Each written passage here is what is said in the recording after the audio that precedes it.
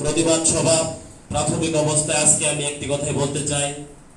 আমরা যারা ছাত্রলীগ করি 1948 সালের পর থেকে আজ অবধি পর্যন্ত যেখানে ছাত্রলীগ দেশের প্রত্যেকটি ক্রান্তি লগ্ন থেকে শুরু করে সেই পাকিস্তানি আমল থেকে শুরু করে এই ভুট্টো ইলিয়াস সাহেবদের মতো নেতাও কিন্তু এই ছাত্রলীগের মাধ্যমে পতন হয়েছিল। আজকে আপনাদের সম্মুখে আমি শুধু এইটুকু বলতে চাই, ছাত্রলীগ আবেগের জায়গা। আমরা যারা ছাত্রলীগের কর্মী রয়েছি, আজকে পর পর 3 বার ছাত্রলীগের ছেলেদের উপর হামলা করা হয়েছে। আজকে ফয়সালের উপর যেভাবে নির্মম ভাবে তাকে একটি ফেসবুক পোস্টকে কেন্দ্র করে শুধু তার অপরাধী থাকতো দেশের মধ্যে, আজকে দেশের মধ্যে আইন শৃঙ্খলা বাহিনী ছিল, কোর্ট কাচারি ছিল, সেই তার মাধ্যমে তার আদালতে তার বিচার হতো। যদি তার অপরাধ ছিল, আজকে তার এমপি মহোদয় তার বাসায় বিচার করেছে, পরবর্তীতে আবার পুলিশ প্রশাসনের উপর কি জন্য তাকে হস্তান্তর করা হলো।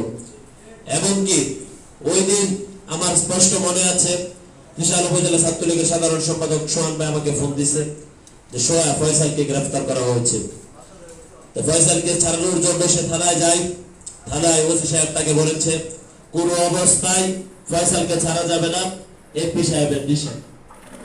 তাহলে আমি আপনাদের সম্মুখে একটি কথা বলতে চাই, কি কারণে এই সামান্য ফেসবুক পোস্টকে কেন্দ্র করে এখন যদি আপনি আপনার ক্ষমতা দেখান, আজকে ত্রিশালের ইউনিয়ন পর্যায়ে নেতৃবৃন্দ যারা আছে তাদের উপর আপনাদের গুন্ডা বান্ডা দিয়ে, ছেলেদেরকে দিয়ে তাদের উপর আঘাত আনেন। আজকে ছাত্রলীগকে বিভ্রান্ত করার জন্য বিভিন্ন ভাবে আপনারা অপপ্রচার চালিয়ে যাচ্ছেন। আজকে ত্রিশালের সাবেক সংসদ সদস্য, ধর্ম মন্ত্রণালয় সম্পর্কিত স্থায়ী কমিটির সাবেক সভাপতি, সাবেক 2 বারের সংসদ সদস্য আল্লাহ হাফেজ মাওলানা রুহুল আমিন বাদরি সাহেবকে নিয়ে আপনারা বিষোদ্গার করছেন। তার সুযোগ্য সন্তান হাসান মাহমুদকে নিয়ে আপনারা বিষোদ্গার করছেন। আমি উপজেলা ছাত্রলীগের সভাপতি আমাদেরকে নিয়ে বিষোদ্গার করছেন। ছাত্রলীগ কমিটি নিয়ে বিষোদ্গার করছেন। আপনারা আপনাদের নিজেদের ফায়দার জন্য, আপনাদের নিজেদের লাভবানের জন্য, আপনারা আপনাদের নিজেদের স্বার্থের জন্য আপনারা ছাত্রলীগকে কলঙ্কিত করছেন। আপনারা ত্রিশাল উপজেলায় একটি অস্থিতিশীল পরিবেশ তৈরি করছেন। একটি কথা মাথায় রাখবেন, বাঘের লেজের মধ্যে কোনো সময় সুরসুরি দিবেন না। আপনাদেরকে একটি কথা বলতে চাই, ত্রিশাল উপজেলায় ভারতীয় ইউনিয়নে ছাত্রলীগের শত কর্মী, হাজার হাজার কর্মী রয়েছে। ত্রিশাল পৌরসভায় ছাত্রলীগের কর্মী রয়েছে। আপনারা একটি কথা মাথায় রাখবেন, আপনারা একটাই তন্ত্র কায়েম করতে চাচ্ছেন, সেটা ত্রিশালে অন্তত পক্ষে কোনো অবস্থায় সম্ভব না। সেটা ত্রিশালের সাধারণ মানুষ কোনো অবস্থায় মেনে নেবে না। ত্রিশালের প্রত্যেকটি নেতা কর্মী তা কোনো অবস্থায় মেনে নেবে না। আজকে আপনি আমাদের অপরাধ থাকতে পারে, আমরা যদি অপরাধ করে থাকি, আমাদের অপরাধ হয়েছে আমরা কেন নৌকা নির্বাচন করেছি, আমাদের অপরাধ থাকতে পারে আমরা কেন শেখ হাসিনা নির্বাচন করেছি, আমাদের ত্রিশালে অপরাধ থাকতে পারে আমরা কেন নৌকার ইলেকশন করেছি, আমরা কেন আপনার ইলেকশন করি নাই। ত্রিশালের প্রত্যেকটি ছাত্র সমাজ, এই ছাত্রলীগের কমিটিতে যারা রয়েছে তারা শেখ হাসিনার ইলেকশন করেছে, বঙ্গবন্ধুর ইলেকশন করেছে। আজকে এটাই যদি তাদের অপরাধ হয়ে থাকে, এই অপরাধের শাস্তি যাই হোক আমরা মাথা পেতে দেব। এই শাস্তি আমাদের যে শাস্তি হবে নৌকার ইলেকশন করার কারণে, এটা আমাদের যা শাস্তি হবে তা আমরা মাথা পেতে দেব। আজকে পৌর ইলেকশন হয়েছে, নৌকার ইলেকশনের সময় যে ছাত্রলীগের কর্মীরা নৌকার ইলেকশন করেছে তারা হয়তো বা পৌরসভার ইলেকশনের সময়, যেহেতু পৌরসভা ইলেকশনে মনোনয়ন ছিল না, পৌরসভা ইলেকশনে আওয়ামী লীগের সমর্থিত কোনো প্রার্থী ছিল না, এই সময় ত্রিশাল উপজেলা আওয়ামী লীগ কিংবা ত্রিশাল উপজেলা আওয়ামী লীগের প্রত্যেকটি সহযোগী সংগঠন ঘরোয়া ভাবে কিংবা আওয়ামী লীগের দলীয় কার্যালয়ে আওয়ামী লীগের একক কোনো প্রার্থী তারা বলে নাই।